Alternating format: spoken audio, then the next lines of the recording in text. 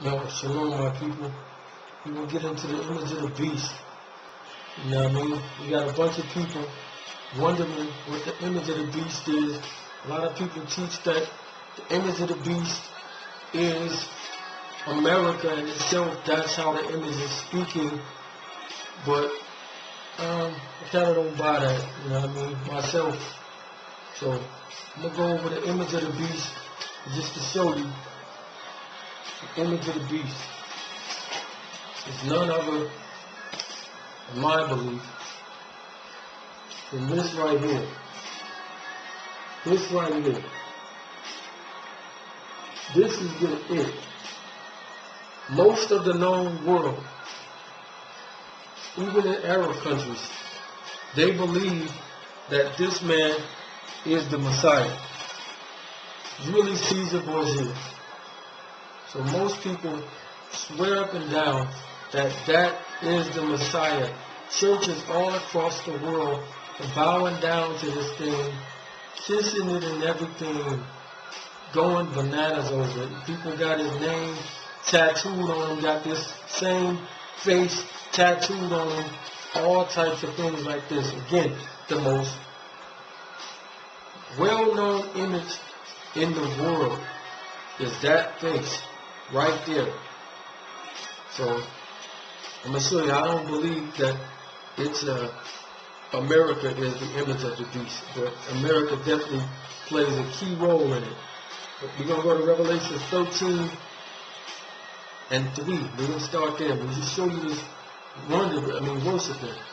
And I saw one of his heads as it was wounded to death, and his deadly wound was healed, and all the world wondered after the beast. Again, the whole world believes that that man, that image, is the Messiah. And they worship the dragon which gave power unto the beast, and they worship the beast, saying, who is like unto the beast? Who is able to make war with him? Now, if you notice, it keeps talking about worship. We jump to verse 8. And all that dwell upon the earth shall worship him, whose names are not written in the book of the life of the Lamb, slain in the foundation of the world. See, it keeps talking about the worship. Let's jump to verse 13. And he doeth great wonders, so that he maketh fire come down from the heavens on the earth in the sight of men, and deceive them that dwell on the earth by means of those miracles which he had power to do in the sight of the beast, saying to them that dwell on the earth that they should make an image to the beast, which had the wound by a sword and did live. Now, this is where it gets thick. And he had power to give life unto the image of the beast, that the image of the beast should both speak and cause that as many as would not worship the image of the beast should be killed. Well, again, we show you that the whole world is worshiping the image of the beast. That man, that Caesar Borgia picture, because they believe that it is the Messiah. They completely believe that it's the Messiah. Now, let me show you. We're going to go to the Old Testament, to the book of Daniel.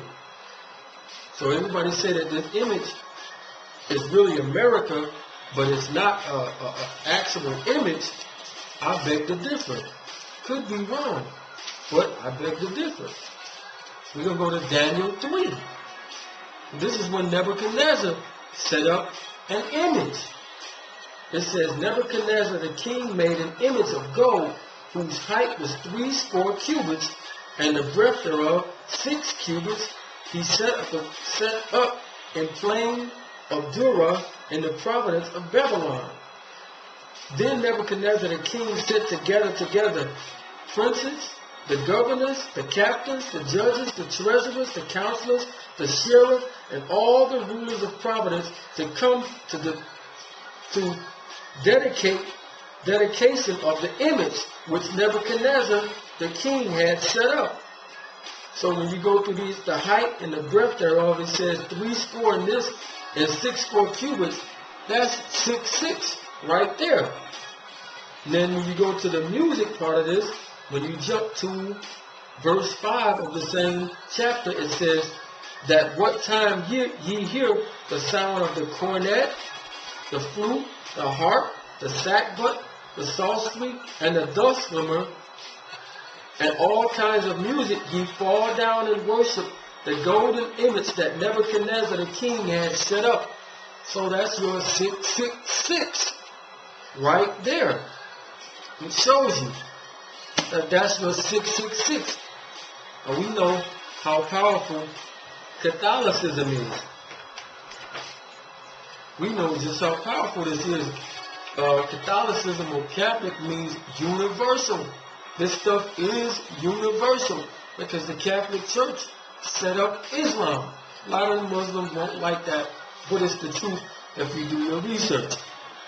Now, I don't know if you'll be able to actually gather this in, but this is the Pope in them at one of their rallies. And if you can see that, you see it's so many people. Let me let this down a little bit.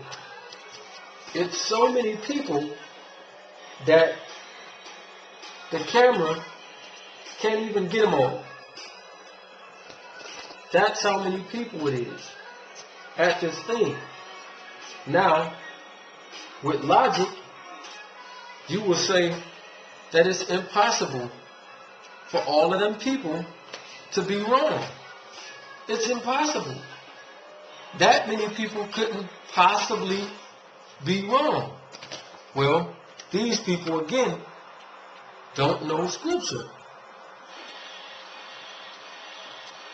Because if they knew better, they do better.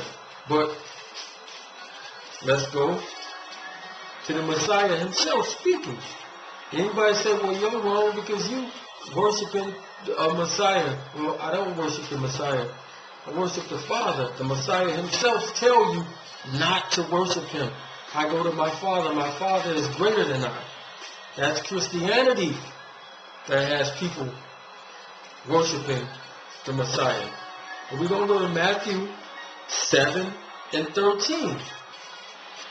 Now again, you see all them people at that thing, and people will say, well, it couldn't possibly be wrong, because all of them people couldn't possibly be wrong. Well, we're going to go to Matthew 7 and 13. It says, enter ye in at the strait gate, for wide is the gate, and broad is the way that leadeth to destruction, and many there be which go in threat. So it's letting you know that it's wide. That means many, a lot, that goes into destruction, and many there be which go in threat. So again, it's letting you know that when you see a whole bunch of people doing something, you probably should try to go the opposite way. Because just because it's popular in the world don't mean that it's a good thing. But let's go finish it out at 14. Because it says, because strait is the gate, and narrow is the way which leadeth unto life, and few there be that find it. So again, only a few people are going to find the straight gate that leads to the kingdom. Only a few people.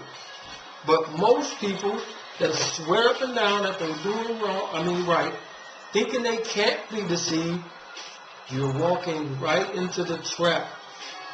And you're being deceived.